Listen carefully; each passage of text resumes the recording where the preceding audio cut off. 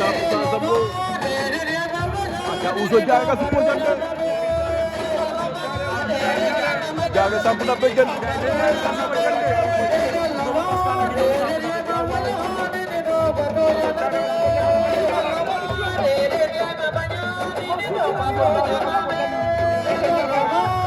Kelia bapaknya Ouzo Diaga ngi noonu aca Mansour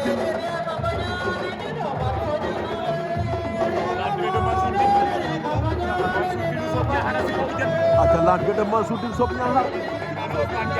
a domicile la nekk